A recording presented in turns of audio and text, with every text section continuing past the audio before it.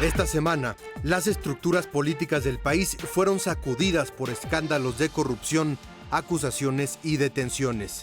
El machismo mexicano se vio expuesto una vez más y se convirtió en la conversación pública.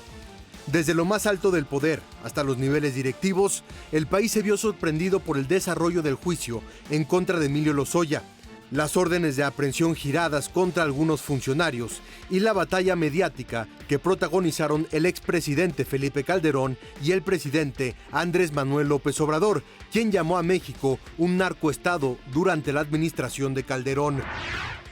En un video publicado en las redes sociales hace unos días, el senador de Movimiento Ciudadano por Nuevo León, Samuel García, protagonizó en vivo y a todo color un acto de machismo que le ganó el repudio de las redes sociales y de la opinión pública. En una demostración de violencia de género, García recriminó a su esposa el hecho de que estuviera enseñando mucha pierna, según el senador. El hecho puso de nueva cuenta en la mesa la discusión sobre el machismo en nuestro país y la violencia con la que muchas mujeres tienen que vivir día con día. Les platicaremos la controversia y el desenlace del senador, que vuelve a verse involucrado en un escándalo a los que ya se está acostumbrando. Por otra parte, esta semana el fiscal general de la República, Alejandro Gertz Manero, declaró que el expresidente Enrique Peña Nieto y el exsecretario de Hacienda y canciller Luis Videgaray fueron señalados directamente por Emilio Lozoya como cómplices en los sobornos a Odebrecht durante la campaña presidencial del 2012. En su conferencia mañanera, el presidente López Obrador afirmó que tanto Enrique Peña Nieto como Felipe Calderón tendrán que declarar ante la justicia mexicana al verse acusados en los casos de corrupción que lleva la Fiscalía.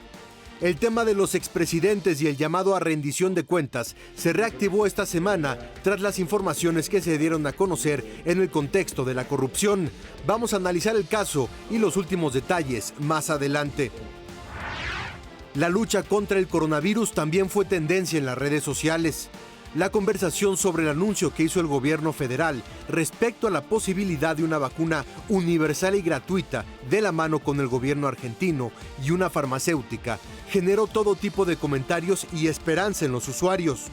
Los detalles sobre el funcionamiento de la vacuna, la responsabilidad de México y los tiempos para su aplicación en unos minutos aquí en Politico.mx. De esto y más estaremos platicando el día de hoy en Politico.mx, de las redes a la televisión.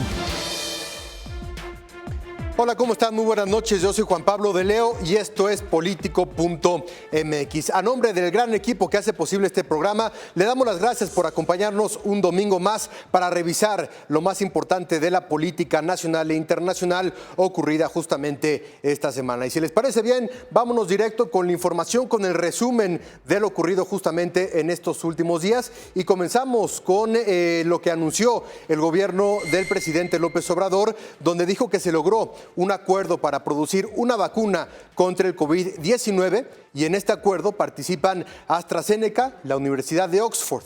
El canciller Marcelo Ebrard detalló que se trata de un acuerdo de producción de la vacuna que hoy por hoy se considera la más avanzada. Es una vacuna que está en fase 3 y se estima que en el mes de noviembre se presenten ya los resultados de esta fase ante la COFEPRIS y una vez que sea aprobada se va a realizar la fase ya de producción. El canciller Ebrard explicó que en este acuerdo va a participar tanto un laboratorio mexicano como un laboratorio de Argentina.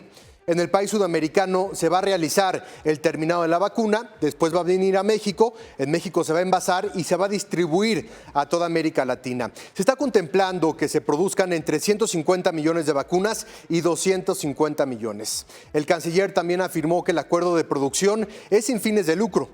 Por otra parte, destacó que el acuerdo entre México y Argentina va a permitir que la cura llegue entre 6 y 7 meses antes a nuestro país. El costo de esta vacuna no va a pasar de los $4 y dijo el presidente López Obrador que va a ser tanto universal como gratuita.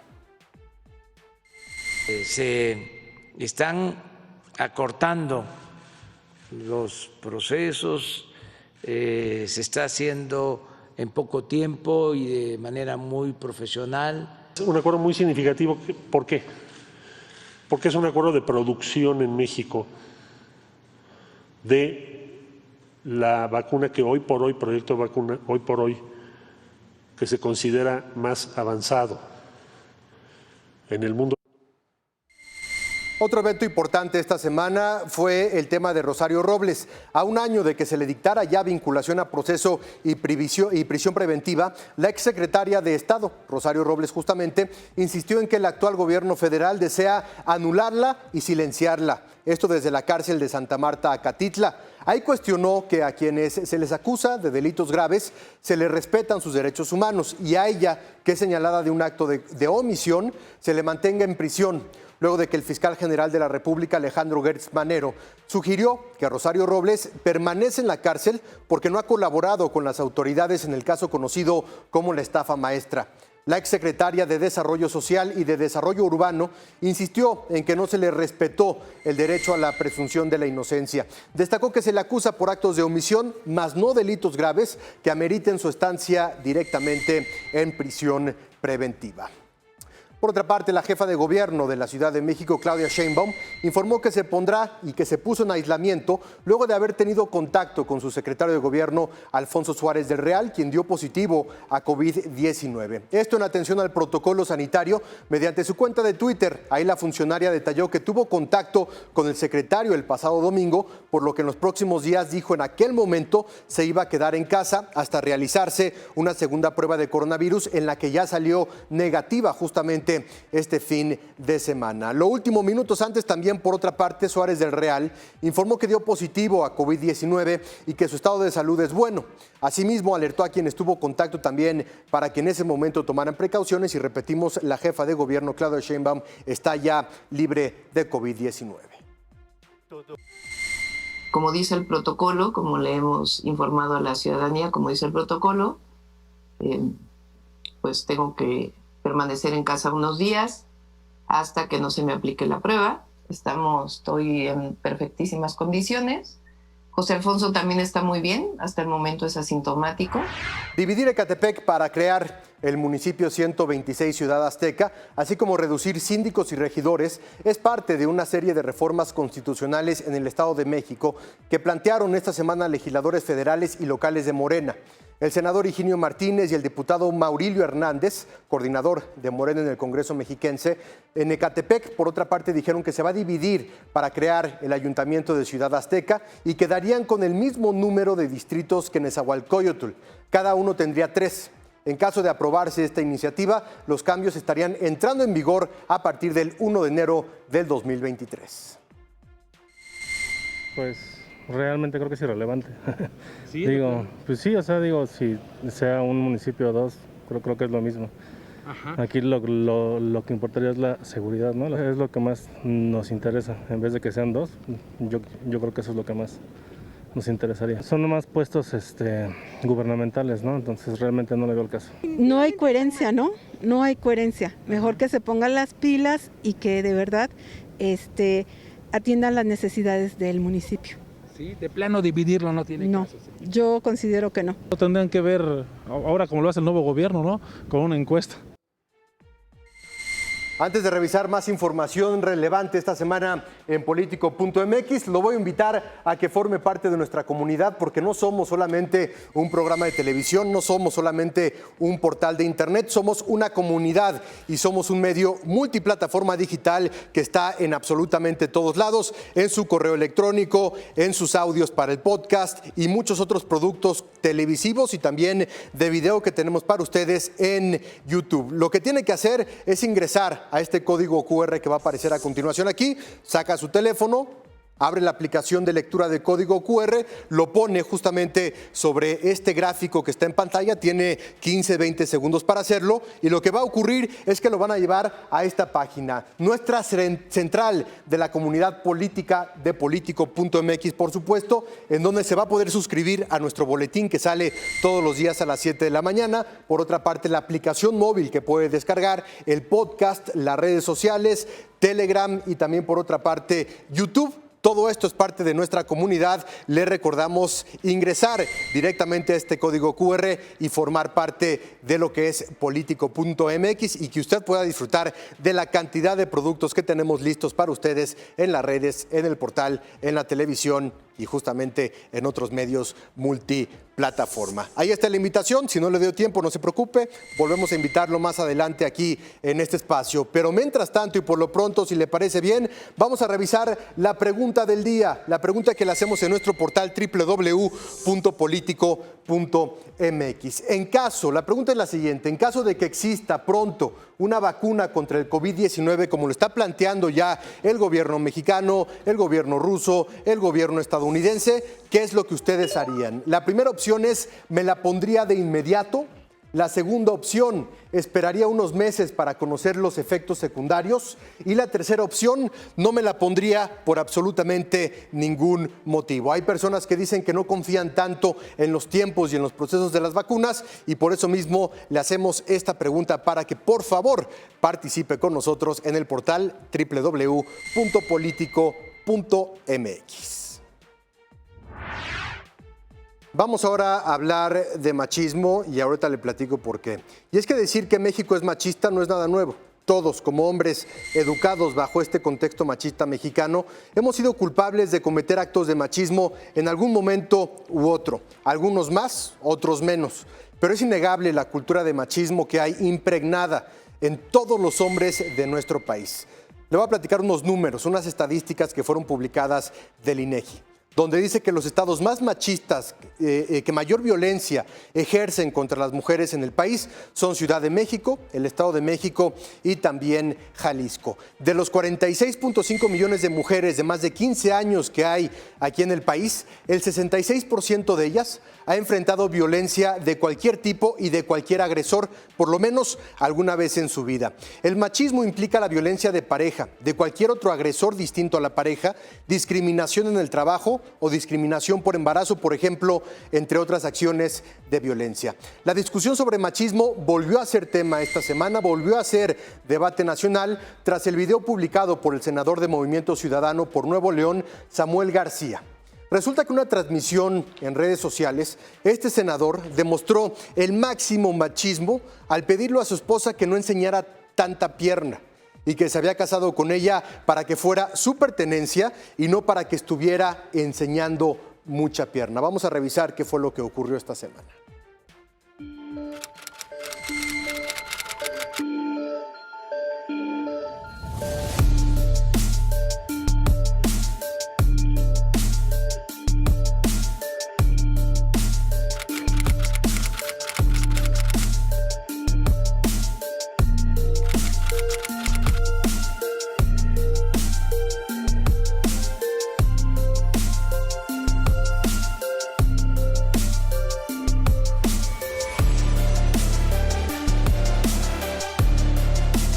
Vean esto, Dani. O sea, Oye, súbete la cámara, estás enseñando mucha pierna. mucha pierna, nada más en mi rodilla, ¿no? Sube la cámara, estás enseñando mucha pierna. Chinelas. Pues que nada más me ve así. Perdón, bueno, perdón. ¿Ya? Que bajes la pierna, no andes enseñando la pierna. ¿Dónde sale la pierna? Yo no la veo. ¿Ya? Ya. Ay, no, hombre, de veras. Pues me casé contigo para mí, no para que andes enseñando. Perdón.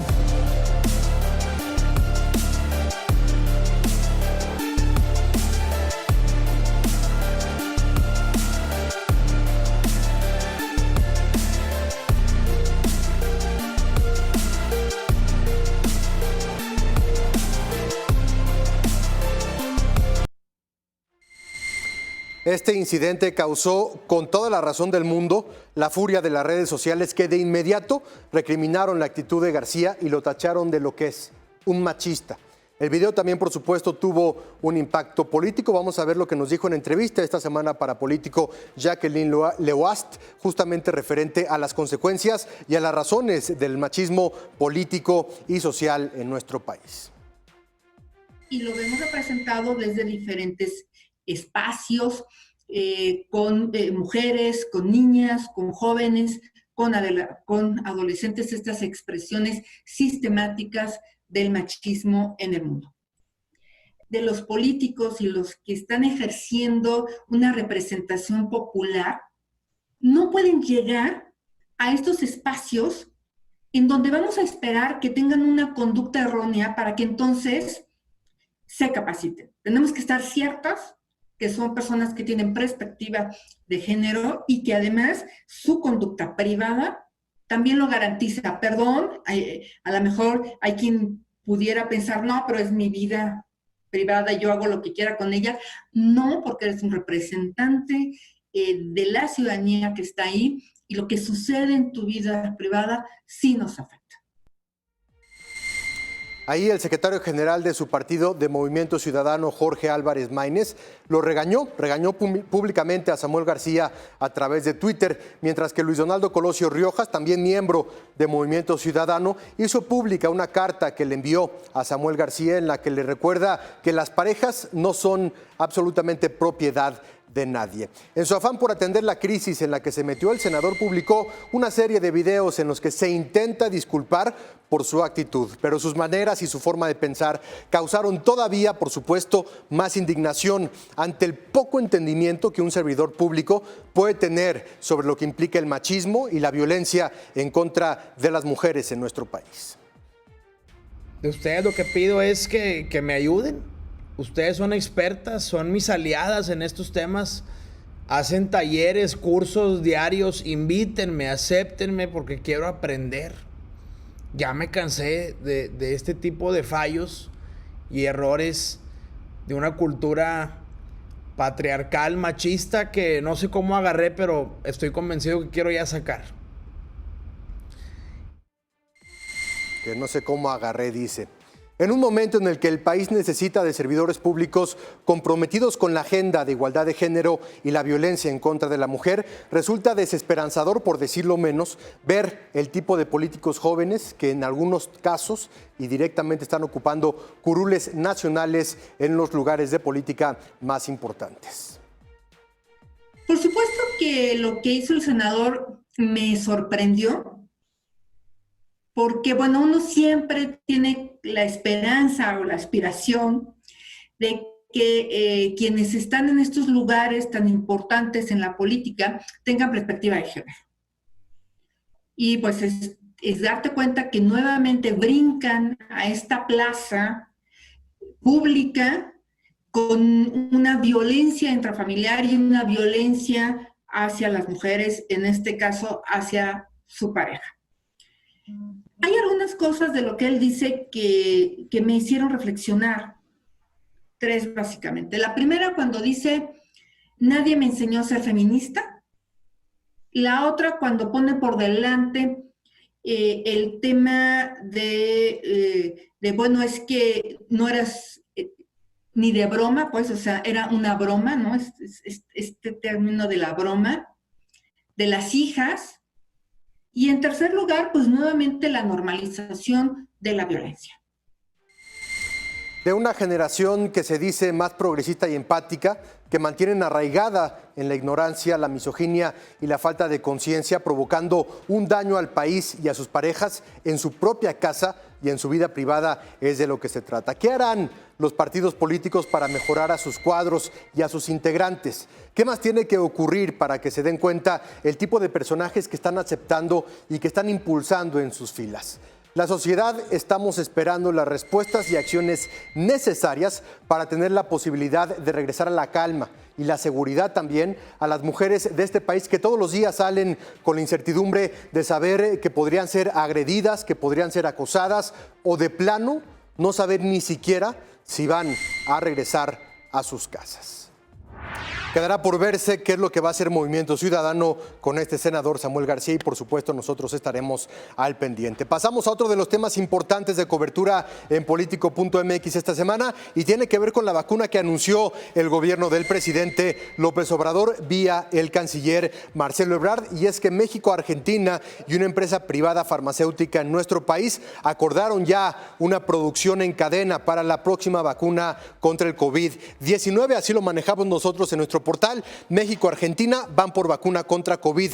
¿Para cuándo y para cuánto? Vamos a revisar rápidamente el costo y parte de lo que también implica en la siguiente diapositiva este acuerdo entre los dos países y unas empresas privadas. La vacuna contra el COVID en México va a ser universal y va a ser gratuita, dijo el presidente López Obrador. Tendrá un costo más o menos de $4 o $5, pero a los más desprotegidos, a los más vulnerables, será justamente como política pública nacional la entrega de estas vacunas. Quedará justamente por verse el proceso. Vamos a revisar, si les parece bien, la gráfica que estuvimos manejando en Politico.mx esta semana, explicando justamente de qué se trata el acuerdo. En noviembre se van a dar los resultados a la COFEPRIS para que la COFEPRIS evalúe. Una vez autorizado, se va a estar listo ya para su producción. Se van a fabricar entre 150 y 250 millones de dosis. Participa AstraZeneca y la Universidad de Oxford, y actualmente esta vacuna se encuentra en fase 3. ¿Qué es lo que va a hacer Argentina? Argentina se va a encargar de la sustancia activa y México la va a recibir una vez ya empleada. En ese sentido, la va a empaquetar y la va a estar distribuyendo a todos los países de América Latina. Si les parece bien, vamos a revisar qué fue lo que se dijo en esta conferencia de prensa esta semana para plantear las posibilidades, ya que para el primer trimestre del próximo 2021 México pueda ya tener la vacuna COVID-19.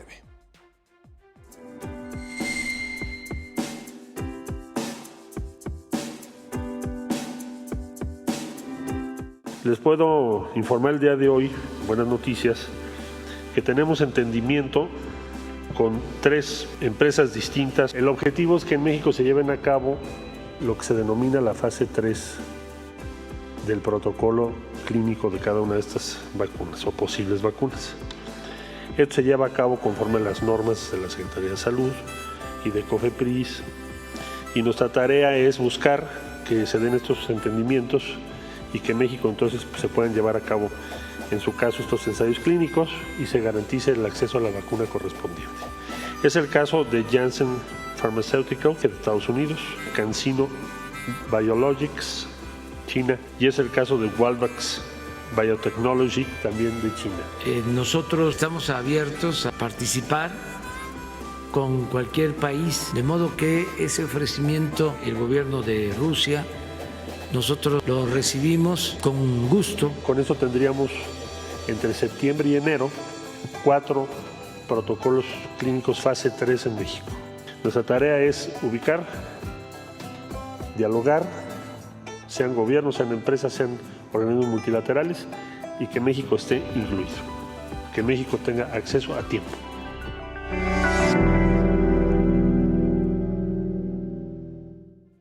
Hoy decía el presidente López Obrador que incluso hacia el mes de enero se podría tener ya esta vacuna y podría entrar en producción para México y, por supuesto, América Latina. Todos los videos y los gráficos los pueden encontrar en nuestro portal Politico.mx. Por otra parte, esta semana recibimos en las oficinas, en la redacción de Politico.mx, a Laura Rojas, diputada panista, presidenta de la mesa directiva de la Cámara de Diputados, para platicar acerca de su gestión, de lo que implica ser mujer en estos tiempos de la política mexicana y del corte de caja una vez que sale ya y termina su periodo de un año como presidenta de la mesa directiva. La entrevista con la diputada Laura Rojas.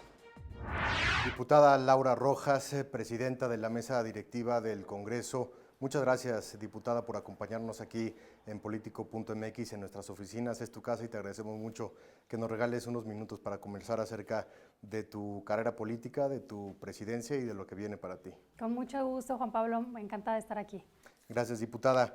Estás a punto de dejar la presidencia de la mesa directiva. ¿Cuáles consideras en ese sentido que fueron tus principales logros, los mayores retos, y qué crees que se queda pendiente de manera importante en la agenda de la Cámara de Diputados?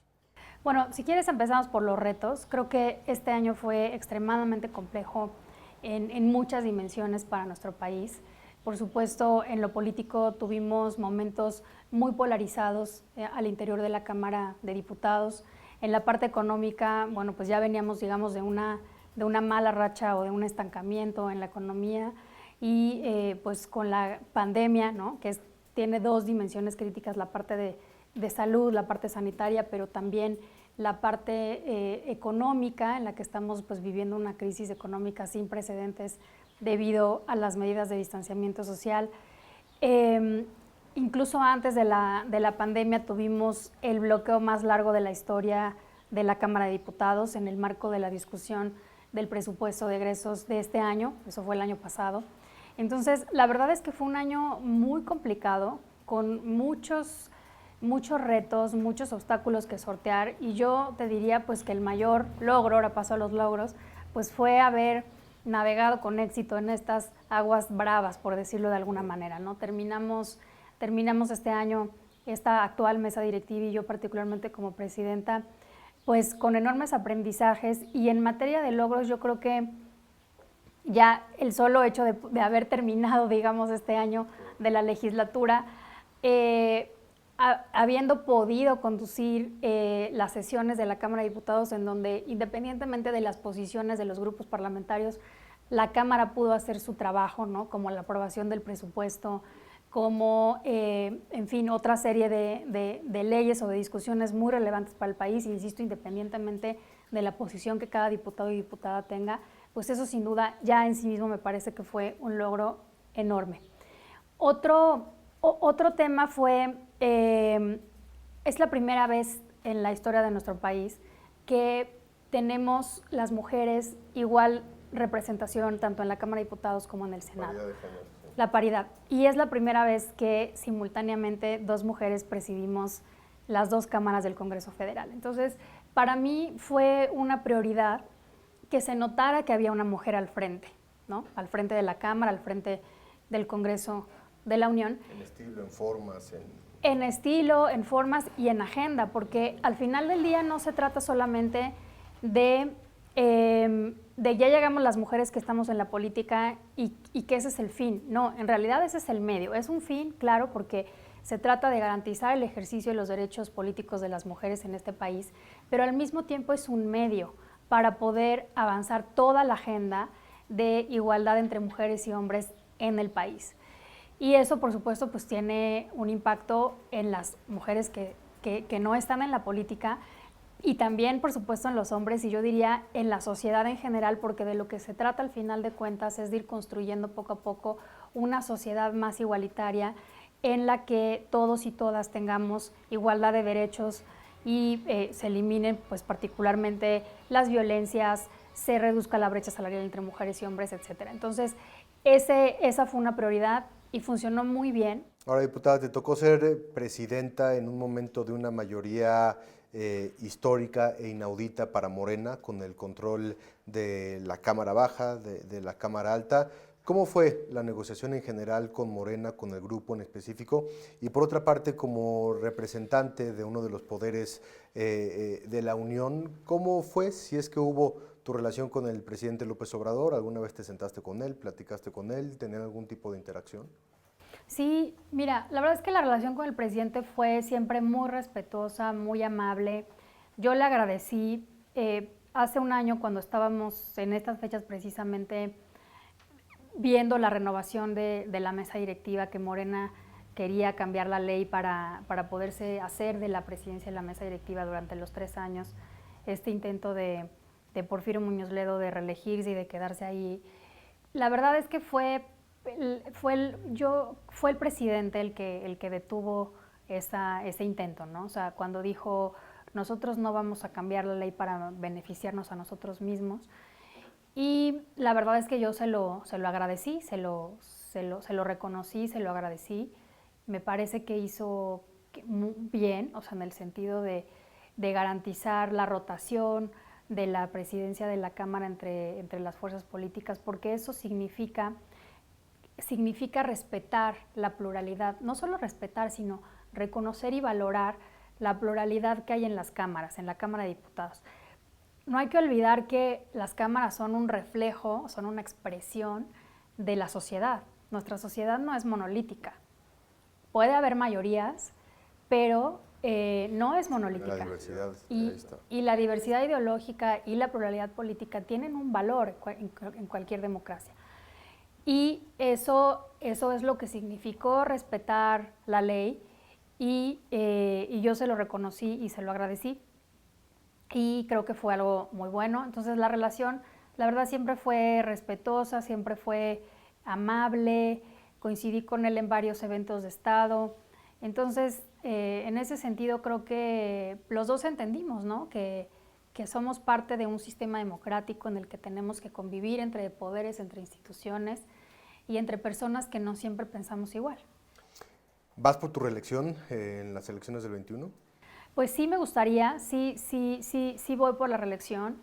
Voy a empezar a trabajar fuerte en mi municipio durante los siguientes meses, una vez que concluya este cargo, que evidentemente es un cargo de tiempo completo, de mucha responsabilidad, muy demandante, y pues espero que pueda reelegirme.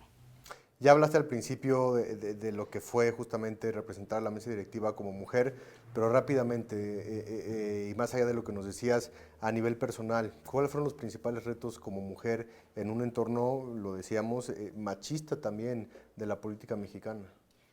Te agradezco mucho esta pregunta, Juan Pablo, porque sí es difícil. O sea, sí es difícil, sí nos siguen midiendo con varas distintas, ¿no?, a las mujeres. Ya tenemos la posibilidad de poder llegar a estos espacios, pero aún ya estando ahí, no te tratan igual. Mira, el primer sentimiento que yo tuve y lo que percibía y la sensación que había, sobre todo de suceder un personaje, después sucediendo, mejor dicho, un personaje como Porfirio Muñoz Ledo, es que la gente decía, no va a poder, ¿no? O sea, bueno, claro, Porfirio, bueno, ¿qué te digo, no? Un animal político enorme, sí, que todos lo respetamos y le tenemos mucho aprecio. Yo he hecho una muy buena relación con él, pero imagínate lo que era suceder a Porfirio Muñoz Ledo. Además con una mayoría enojada porque sí querían que se quedara él 3 años y no estaban de acuerdo en darle a la oposición la presidencia de la Cámara, y entonces estaban enojados, y luego, entonces la sensación que yo tenía y esta percepción de la gente de no va a poder, ¿no? O sea, llego yo, ¿no? Mujer, y además luego mi tamaño luego no ayuda, etcétera. Y entonces sí es muy difícil, ¿no? Sí es muy difícil todos los días levantarte y, no sé, yo llegaba a la Cámara a las 8 de la mañana diario y me iba a las 10 de la noche, ¿no? O sea, por tener esta carga de tener que trabajar 3 veces más. Lo digo con mucho cariño y respeto, pero pues Porfirio no tenía que hacer eso. O sea, Porfirio llegaba y estaba 2 horas en la sesión y se iba, ¿no? Entonces yo tuve que trabajar el triple, ¿no? Yo tuve que trabajar el triple que él, o que muchos de mis compañeros en política que me han sucedido en este cargo, para demostrar que ahí estaba y que sí podía, y aquí está el protocolo, y aquí está este evento, y aquí está otro evento, y la entrevista, y ¿no? Entonces, esa parte todavía tenemos que, yo creo que entender que las mujeres también podemos, ¿no? Y yo decía muchas veces, bueno, a ver, tenemos a veces compañeros que apenas concluyeron la licenciatura y que apenas vienen de un cargo, y comparas el currículum y la formación de muchas de nosotras, y a él no le preguntan si va a poder, pero a ti sí te cuestionan si vas a poder, ¿no? Entonces, esa parte sí es dura. De cultura política, cambiar esa cultura política. De cultura política, y luego también el trato. O sea, las formas también son distintas, ¿no? O sea, a veces... condescendientes. Condescendientes, ¿no? O sea, entre condescendientes y entre ay, ya aquí estabas, ¿no? Perdón, no te vi, ¿no? Mira, esto también también, por ejemplo, lo he visto con Vero Juárez, la coordinadora del PRD, que un día sí les dije a los coordinadores, oigan, siempre, o sea, ¿no? Un poco más de atención en el trato, etcétera. Y no se trata de que nos traten mejor o no, o de que nos arrimen la silla porque somos mujeres. Lo único que queremos es que nos traten con respeto y en forma igualitaria. Entonces, eso es algo que sí tenemos que seguir trabajando mucho en cambiar el chip de la cultura, pero, insisto, no es solo en la política, es en la cultura que tenemos en México, patriarcal, machista, micromachista, de violencia. Violenta, claro. Violencia no solo es condescendiente, sino yo soy tu dueño, pero me tienes que pedir permiso para seguir avanzando en la política. Ya hemos visto ejemplos esta semana. Exactamente. Entonces, sí tenemos que avanzar todavía muchísimo en eso. Vamos a un corte rápidamente, no se vaya, regresamos con más información y análisis aquí a Politico.mx.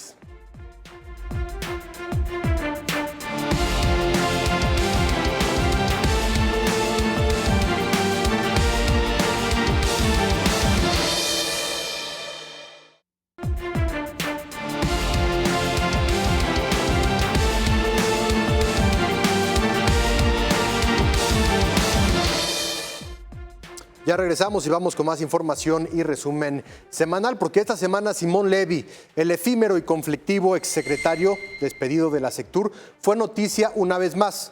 Y esta vez fue noticia tras sus críticas en torno al escándalo del portal visitmexico.com. Lo que más cuestionan en las redes sociales y los especialistas políticos es su falta de congruencia, pues un día declara una cosa y al otro se contradice, por lo que muchos ya optaron por no creerle y tomar con reserva todo lo que viene de él. Y es que en su cuenta oficial de Twitter, el día 12 de abril del año pasado, del 2019, Levy publicó que presentó su renuncia únicamente por motivos estrictamente personales al cargo de subsecretario de Turismo del Gobierno de México y expresaba en aquel entonces su profundo agradecimiento y permanente lealtad al presidente y a Miguel Torruco.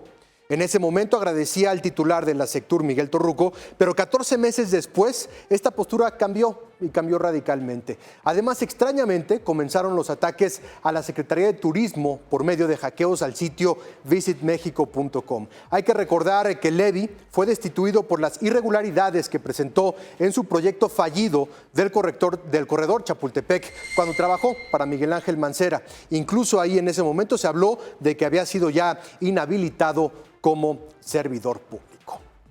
En más información, el presidente de la Junta de Coordinación Política del Senado, Ricardo Monreal, sostuvo que existe consenso entre los legisladores y si se mantiene este consenso, el próximo periodo ordinario que arranca el 1 de septiembre podría sesionar a distancia, esto a través de un congreso digital. Indicó que antes de que arranque, sería convocar a un extraordinario en ambas cámaras a fin de actualizar este marco legal.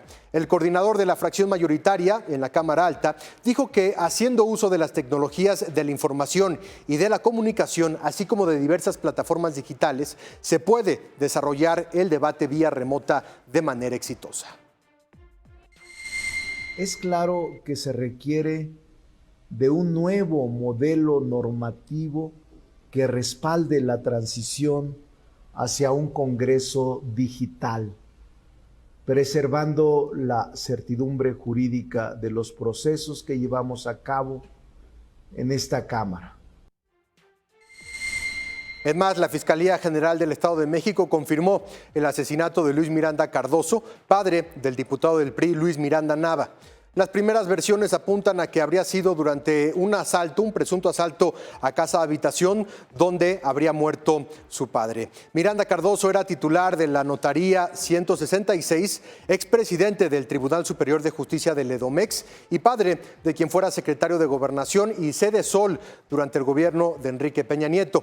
Por su parte, el presidente López Obrador expresó sus condolencias al diputado priista Miranda Nava y afirmó que el gobierno de México está en disposición de ayudar en las investigaciones de la Fiscalía General del Estado de México.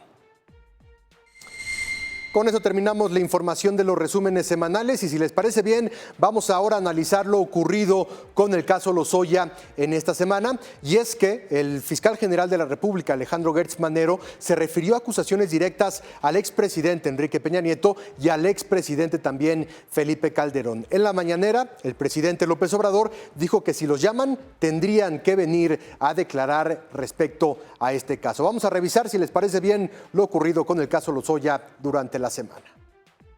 La Fiscalía General de la República dio a conocer los avances en la investigación contra Emilio Lozoya e informó que acusa al expresidente Enrique Peña Nieto y a Luis Videgaray de haberle ordenado entregar supuestos sobornos recibidos por parte de Odebrecht.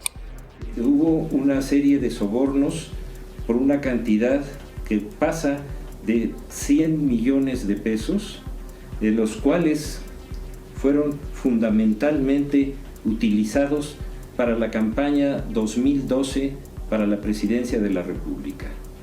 Y el que después fue presidente y su secretario de Hacienda son las personas que este individuo que está presentando la denuncia señala que fueron los que le ordenaron que ese dinero fuera entregado a varios asesores electorales extranjeros que colaboraron y trabajaron para la campaña de estas dos personas.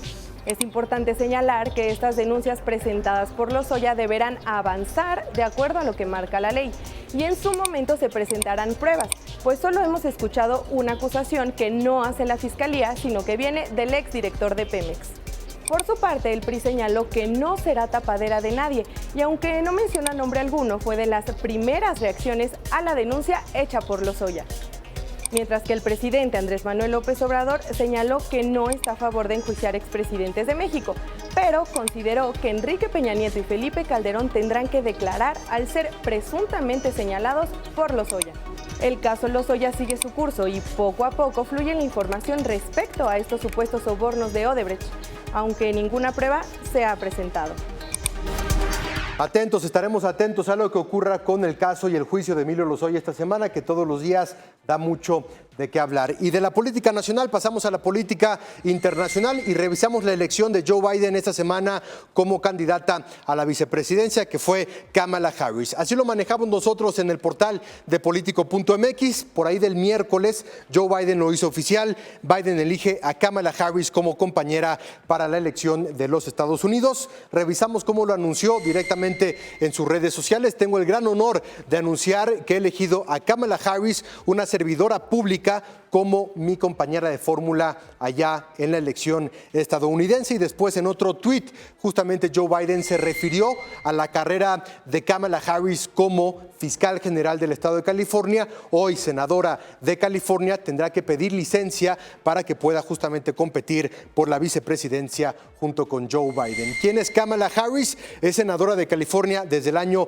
2017, ex aspirante a la presidencia y por otra parte ex fiscal de distrito en San Francisco y fiscal general también en California. Una mujer que es una luchadora, una mujer que sabe ganar elecciones y una mujer que tiene un contexto también racial importante entre afroamericanos y asiáticos allá en los Estados Unidos. Así lo vivimos en Político MX. I have no doubt that I picked the right person to join me as the next Vice President of the United States of America, and that's Senator Kamala Harris.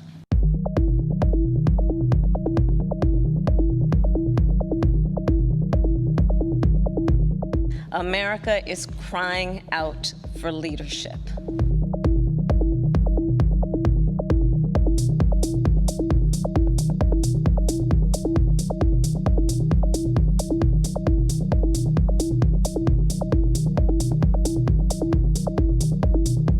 Yet we have a president who cares more about himself than the people who elected him.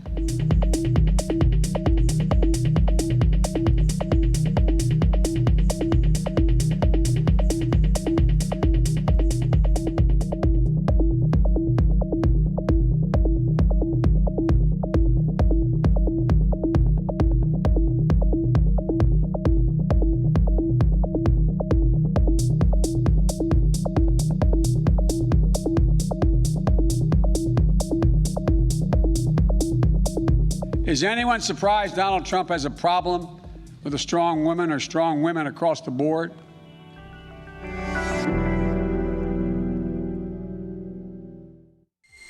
Mañana inicia la Convención Nacional Demócrata. El jueves termina con la nominación oficial de Joe Biden y Kamala Harris por el Partido Demócrata. La próxima, la que sigue, la Convención Nacional Republicana. Los mantendremos, por supuesto, informados y no se pierdan la cobertura especial en Politico.mx. Pasamos, si les parece bien, a otro tema. Regresamos a la política nacional y es que esta semana, de nueva cuenta, un agarrón político entre el presidente López Obrador y el expresidente Felipe Calderón. López Obrador dijo esta semana que el gobierno de Felipe Calderón fue un narcoestado, después se echó para atrás, pero esto provocó las reacciones también del expresidente en las redes sociales. Vamos a revisar qué fue lo que ocurrió esta semana entre López Obrador y Felipe Calderón. El presidente Andrés Manuel López Obrador y Felipe Calderón tuvieron un choque de declaraciones esta semana. Ambos políticos enviaron mensajes y contestaron por diversas razones, desde la liberación de Ovidio Guzmán hasta el caso García Luna. La rivalidad de ambos políticos no es nueva y se intensificó a partir de la llegada de AMLO a la presidencia de México y de la intención de Felipe Calderón de formar un partido político. Ayer se enojó el expresidente Calderón conmigo. Ahorita vemos qué onda. ¿Yo qué culpa tengo? Estamos realmente en un país de linchamientos y paredones cotidianos que están en la mañanera a contentillo del humor presidencial. Creo que no estás entendiendo el mensaje. García Luna fue su secretario de Seguridad Pública y todos los que están siendo señalados ahora. ¿Eso es todo? Si soy culpable, que se me acuse y consigne. Y si soy inocente, que por favor se callen la boca. Pero yo no soy el presidente que anda saludando a la mamá del Chapo. Que porque saludé yo a la mamá de Guzmán Loera, pues la volvería a saludar y la encuentro. Ahora ya no de mano porque no puedo. Pero ¿cómo no voy a saludar a una anciana? ¡Amo su inocencia! Pero yo no liberé a ningún criminal en ninguna circunstancia, ni a los hijos del Chapo, ni a los sobrinos, etcétera. A veces cuando planeas una cosa, te sale otra completamente diferente. Que se liberó al hijo de Guzmán Loera. Pues sí, yo tomé la decisión, porque no quise que perdieran la vida cientos de personas. Aquí les pregunto, ¿qué hubieran hecho ustedes? Yo soy el presidente del gobierno que más criminales ha extraditado ante la justicia de Estados Unidos. Pero que él nos diga todo lo que sabe sobre García Luna. Tengo miedo. Tengo miedo. De lo que tengan que hacer García Luna y compañía y que se defiendan, digan lo que a su derecho proceda. Ellos, eso es una broma que tendrán que desahogar. Es muy curioso que el presidente, ante los constantes actos de corrupción que se le están denunciando día con día, la que está ocurriendo en la Organización del Deporte de Ana Gabriela Guevara, los de Manuel Bartel y de su hijo, en tu cara. De todo eso dice, no se prejuzgue, no se calumnie, hay que esperar a que resuelvan las instancias. Pero él sí prejuzga, calumnia, afirma sin pruebas, entre otras cosas. Eso lo asumo. Son historias negras. Dos actores relevantes para la política nacional que claramente seguirán enfrentados durante todo el sexenio. Antes de continuar, lo quiero invitar de nueva cuenta a que se una, que pertenezca a nuestra comunidad de Politico.mx, porque no solamente está el portal ni el programa, sino que tenemos una variedad muy importante de productos para que usted esté enterado de lo más importante, de lo más relevante y del mejor análisis de la política de nuestro país. Ahí está el código, el código QR. Ahí puede ingresar directamente con su teléfono celular, abre la aplicación de lectura de código QR, le toma una fotografía y lo va a llevar directamente a nuestra página, a nuestra central de la comunidad, en donde usted se puede suscribir a nuestro boletín que todos los días 7 de la mañana está en su bandeja de correo electrónico. La aplicación, que es una maravilla, la aplicación para el resumen de la política nacional. Por otra parte, las redes sociales, en donde tenemos casi 1 millón de seguidores en el conjunto de las mismas. Está el podcast a las 7 de la mañana también, donde se publica un análisis muy importante, el canal de YouTube y muchas cosas más. Así es que le damos 10 segunditos más para que directamente tome la fotografía y de inmediato pertenezca a nuestra comunidad, la comunidad Politico.mx. Vamos ahora a revisar la política cero, más bien la cero política. ¿Cuáles fueron las acciones de los políticos que no fueron precisamente las mejores y los dejaron como tendencia en las diferentes redes sociales? Aquí entonces presentamos nuestra cero política.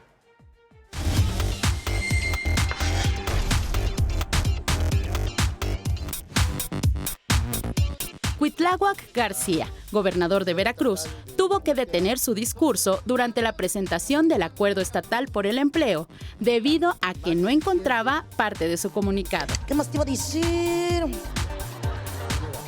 En un video difundido en redes sociales, se observa cómo el mandatario estatal se dispone a explicar los puntos del acuerdo, tras lo cual se detiene confundido y dice: Se compromete a los siguientes puntos. Nada más si me pasan la parte intermedia del comunicado. Dicho desconcierto fue eliminado dentro de la transmisión compartida por el gobierno de Veracruz en Periscope. La colisión entre un motocarro y un auto compacto que era conducido en estado de ebriedad por el exgobernador tabasqueño Manuel Andrade Díaz. Estaba a menos de 2 kilómetros de casa. Conduje lo más despacio que pude.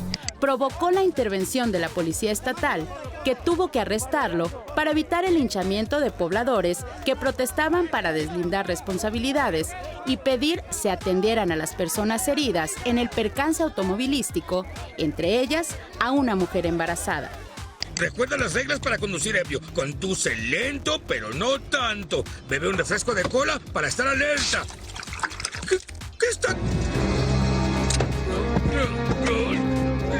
¡Ay, buen trabajo, control de crucero!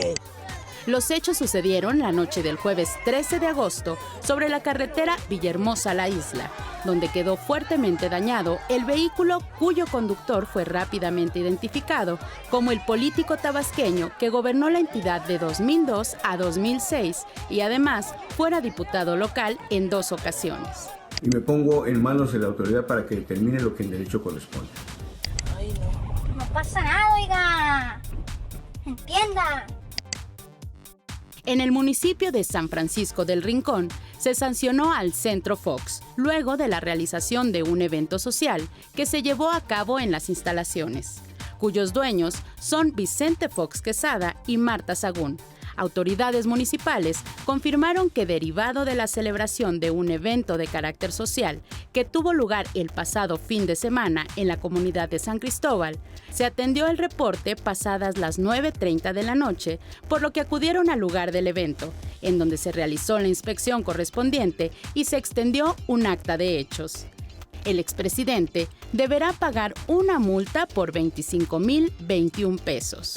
¡Ayuda! ¡Ayuda! ¡Ayuda! Cuidado con los discursos perdidos y cuidado también con la sanidad y la desinfección por parte de las autoridades. Así pues, la política cero de esta semana. Y ya casi nos vamos, pero antes vamos a revisar, si les parece bien, la agenda de lo que viene, a dónde hay que ponerle el ojo y las coberturas importantes que tendremos esta semana en Político.mx. Para ello vamos, como todos los domingos, con nuestro socio director Alfonso Basilio, quien nos tiene justamente los detalles de la agenda. Adelante, Poncho, ¿cómo estás? Muy buenas noches, te escuchamos. Muchas gracias, Juan Pablo. Pues esta semana es una donde ahora sí se va a llevar a cabo la reunión entre la CONAGO y el presidente Andrés Manuel López Obrador. Y van a tratar 2 temas importantes. El primero para tomar en cuenta esta semana tiene que ver con esta reunión donde hablarán y analizarán la petición, aunque la exministra Olga Sánchez Cordero había dicho que ya se había retirado, de despedir a Hugo López-Gatell como vocero del asunto del coronavirus. Los gobernadores siguen muy enojados, cuando menos 8 o 7 de ellos, y quieren hablarlo con el presidente López Obrador, además de que tienen el respaldo de varios alcaldes de la oposición. Es un tema que va a ser álgido, va a ocurrir el próximo miércoles, y donde pues seguramente veremos un nuevo respaldo de AMLO a Hugo López-Gatell.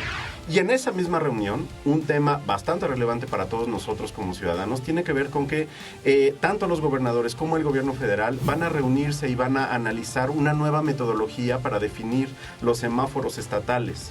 Y esto es muy importante porque pues creo que muchos de nosotros hemos estado bastante confundidos entre que si nuestro estado tiene un color y el gobierno federal habla de otro, y no tenemos la certeza de qué tanto podemos hacer, ¿no? Entonces, una vez que se pongan de acuerdo, que esperemos ese mismo miércoles, porque va a ser en la misma reunión, lo anuncien, pues tendremos más certeza y tendremos más seguridad para poder reactivarnos, que es lo que necesita este país. Y finalmente, que va a iniciar desde el lunes y va a durar 4 días, la Convención Nacional Demócrata. Algo importantísimo para la elección de Estados Unidos y donde como mexicanos también debemos poner atención. Se va a definir, como tú lo decías hace un momento, Juan Pablo, pues a los 2 candidatos demócratas que ya están prácticamente confirmados, van a ser Joe Biden y Kamala Harris. Será importante ver y escuchar a los discursos de Barack Obama, de Bernie Sanders, de Elizabeth Warren, y pues digamos, asunto de la campaña y la plataforma demócrata, en donde están hablando de recuperar el alma y el origen de la nación estadounidense frente a lo que ha hecho Donald Trump.